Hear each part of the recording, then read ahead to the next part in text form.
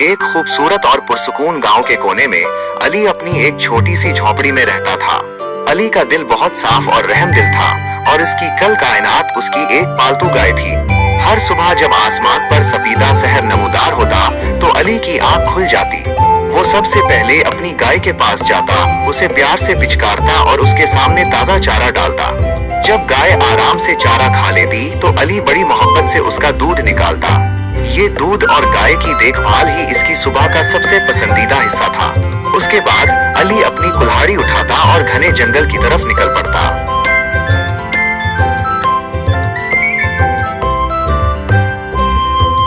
जंगल का सफर लंबा था और काम बहुत सख्त। वो दिन भर कड़ी धूप में मेहनत करता, सूखी लकड़ियां चुनता और उन्हें कुल्हाड़ी से काटता।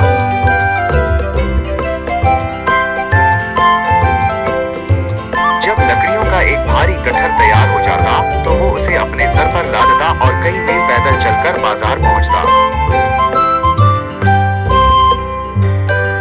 वहां वो उन लकड़ियों को सस्ते दामों बेचता ताकि 2 वक्त की रोटी का इंतजाम हो सके। बाजार से फारिग होकर अली थका हारा अपनी झोपड़ी में वापस आता।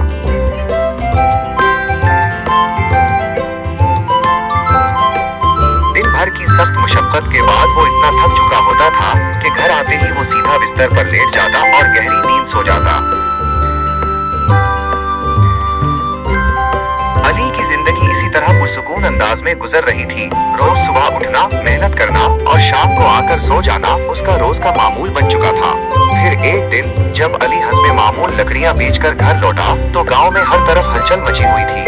हर कोई खौफजदा था और इसी दौरान अली के कानों में एक सनसनीखेज बात पड़ी कि जंगल में एक बहुत बड़ा और खूंखार शेर आ गया है।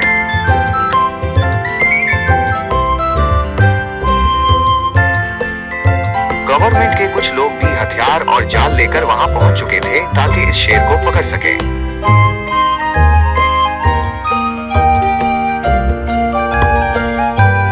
वो सब जंगल की तरफ बढ़े और बड़ी जद्दोजहद के बाद उनको एक मजबूत लोहे के पिंजरे में बंद कर दिया।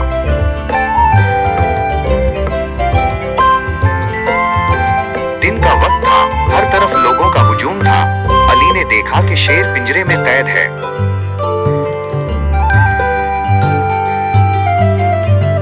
और इसकी आंखें खुली हैं। वो बिल्कुल जाग रहा था और अपनी आजादी छिन जाने पर उसकी आंखों में एक अजीब सी बेबसी और लाचारी थी। अली को इस मासूम और बेज़बान जानवर की हालत देखकर बहुत तरस आया। उसका रहम दिल तड़प उठा। वो बगैर डरे हिम्मत करके पिंजरे के बिल्कुल करीब चला गया और उसने पिंजरे का दरवाजा खोलकर शेर को आजाद कर दिया।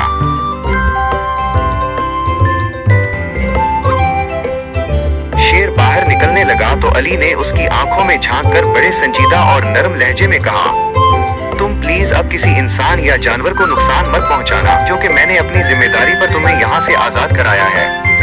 शेर ने अली की बात ऐसे सुनी जैसे वो सब समझ गया हो और उसने अपनी नजरों से वादा किया कि वो किसी को नुकसान नहीं पहुंचाएगा।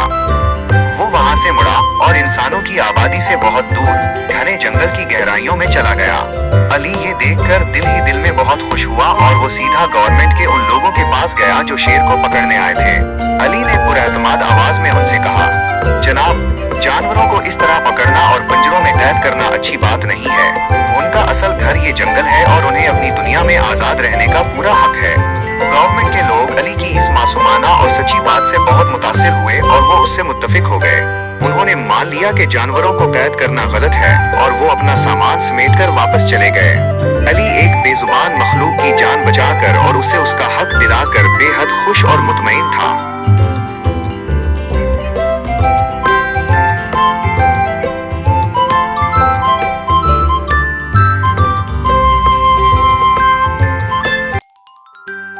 सुबह का वक्त था, परिंदों की चहचहाट गूंज रही थी और सूरज की पहली किरणें गांव में फैल रही थी। आलिया और उसकी छोटी बहन ऐमन एक गांव में रहते थे। आलिया रोज सुबह सवेरे उठकर घर के काम करती, फिर काम के लिए निकल पड़ी। ऐमन दरवाजे पर खड़ी होकर उसे खुदा हाफिज कहती और हाथ हिलाकर रुखसत करती थी और गांव के एक बड़े घर में जाकर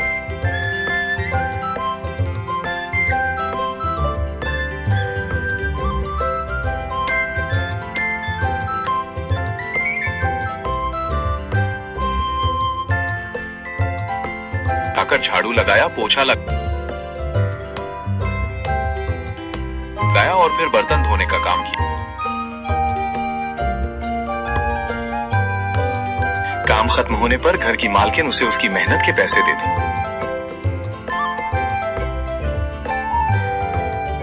पैसे मिलने के बाद आलिया वहां से निकलकर आती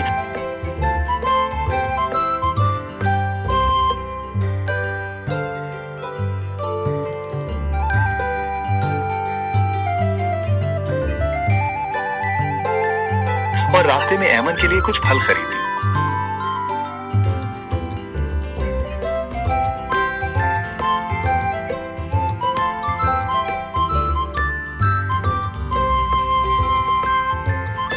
घर के दरवाजे पर ऐमन उसकी मुंतजिर थी और भागकर उससे गले मिल गई।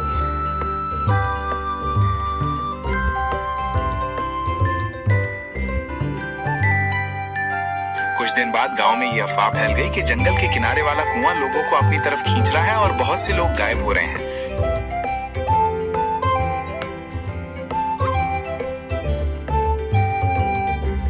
जंगल के किनारे वाला कुआं लोगों को अपनी तरफ खींच रहा है और बहुत से लोग गायब हो रहे हैं।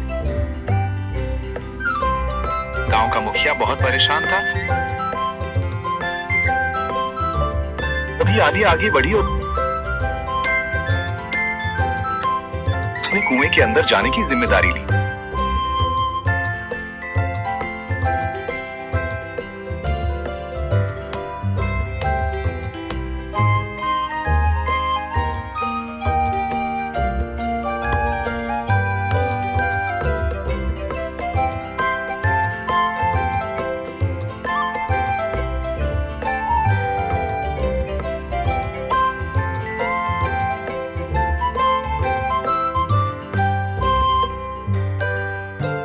आलिया कुएं के अंदर उतरी तो वहां जमीन के नीचे एक अजीब दुनिया थी।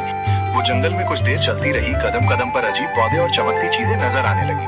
अचानक उसे दूर से एक घर दिखाई दिया जिसमें से रोने की आवाजें आ रही थी। आलिया ने खिड़की से देखा तो अंदर एक बड़ा सा देव ज़ारो कतार रो रहा था।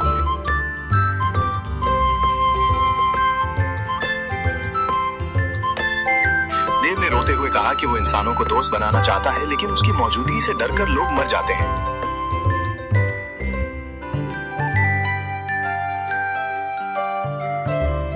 आलिया ने उसे समझाया कि इंसान और देव का साथ रहना नामुमकिन है और यही उनकी जिंदगी का उसूल है। फिर वहां देव का सरदार और दूसरे देव भी आ गए और उन्होंने आलिया को अपनी बहन कहा।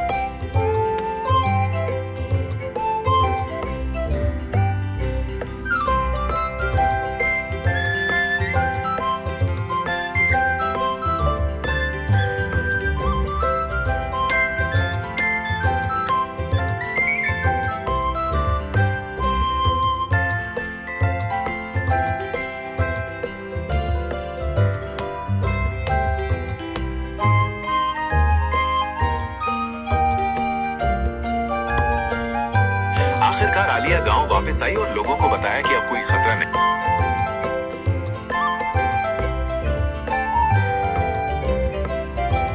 है और वो अपनी बहन के पास चली गई, जहां दोनों खुशी खुशी रहने लगे।